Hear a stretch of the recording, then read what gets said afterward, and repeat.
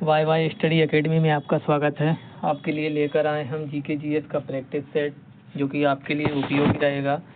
Railway, RPF, एमपीटेड वर्ग 2 और 3 pre और मेंस दोनों के लिए, साथ ही एसएससी सीजीएल और एसएससी एमटीएस के लिए, और साथ ही एमपीपीएससी के लिए भी। तो आइए स्टार्ट करते हैं आज की क्लास को। और आज आपका टॉपिक है मगध राज्य का उत्कर्ष। मगध राज्य का उत्कर्ष। यहाँ पर आपका पहला क्वेश्चन है, मगध के सबसे प्राचीन वंश के संस्थापक थे। तो यहाँ पर आपका आंसर हो जाएगा, मगध के सबसे प्राचीन राजवंश के संस्थापक आपके बृहद्रथ थे। अगला क्वेश्चन है, मगध राजवंश की राजधानी थी। तो यहाँ पर आपका आंसर हो जाएगा, मगध राजवंश की राजधानी ग्रीवराज या फिर राजगृह थी। अगला क्वेश्चन है, हर्यक वंश के संस्थापक थे। तो यहाँ पर आपके आंसर हो जाएगा, हर्यक वंश के संस्थापक बिंबिसार थे। अगला क्वेश्चन है, महात्मा बुद्ध की सेवा में बिंबिसार ने भेजा था। तो यहाँ पर आपका आंसर हो जाएगा, महात्मा बुद्ध की सेवा में बिंबिसार ने राजवेद जीवक को भेजा था। अगला क्वेश्चन है, बिंबिसार की हत्या की थी। तो यहाँ पर आपका आंसर हो जाएगा, बिंबिसार की हत्या अजातशत्रु के द्वारा की गई थी। अगर आपसे पूछा जाए कि हर्यक वंश को किस वंश के नाम से जाना जाता है, तो आपका आंसर हो जाएगा, हर्यक वंश को पितृहंता वंश के नाम से भी जाना जाता है, क्योंकि हर्यक वंश में जितने भी राजा हुए हैं वह अपने से पहले के राजा की हत्या करके ही गद्दी पर बैठे थे।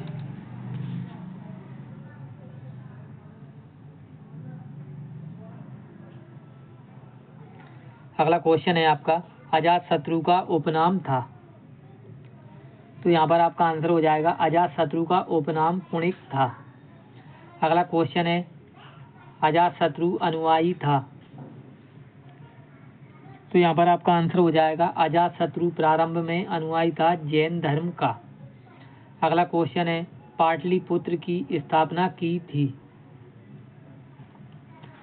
तो यहाँ पर आपका आंसर हो जाएगा, पाटलिपुत्र की स्थापना उदयन के द्वारा की गई थी और इसको अपनी राजधानी भी बनाई थी उदयन ने। अगला क्वेश्चन है, हर्यक वंश का अंतिम शासक था। तो यहाँ पर आपका आंसर हो जाएगा, हर्यक वंश का अंतिम शासक नागदशक था। अगला क्वेश्चन है, नागदशक की हत्या की थी। तो यहाँ पर आपका आंसर हो जाएगा, नागदशक की हत्या शिशुनाग ने की थी।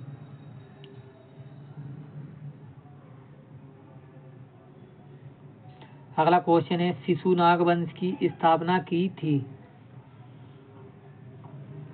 तो यहाँ पर आपका आंसर हो जाएगा, शिशुनाग वंश की स्थापना शिशुनाग के द्वारा की गई थी।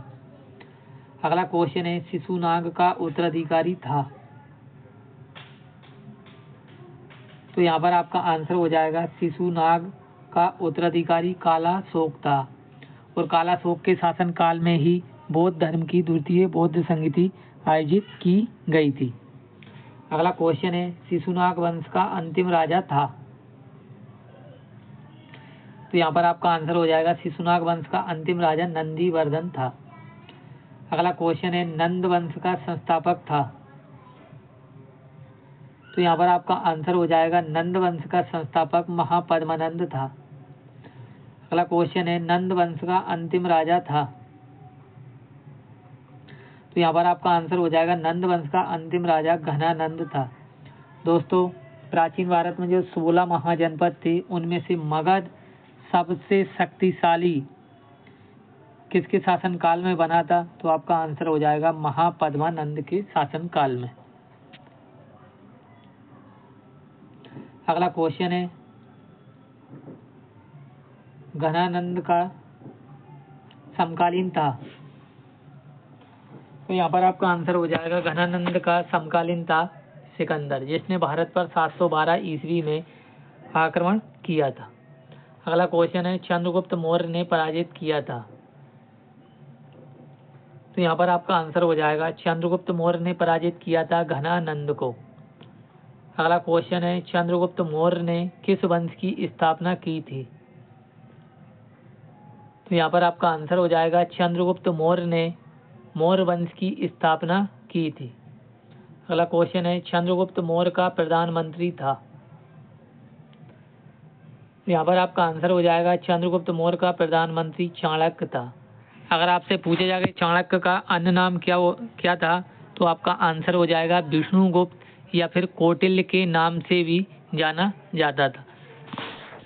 तो दोस्तों, आपको हमारी टॉपिक वाइज क्लास कैसी लग रही है, प्लीज़ लाइक और कमेंट करके बताएं और हमारे चैनल को सब्सक्राइब करें। मिलते हैं दोस्तों अगली क्लास में। जय हिंद, जय भारत, जय बाबा साहब, जय संविधान।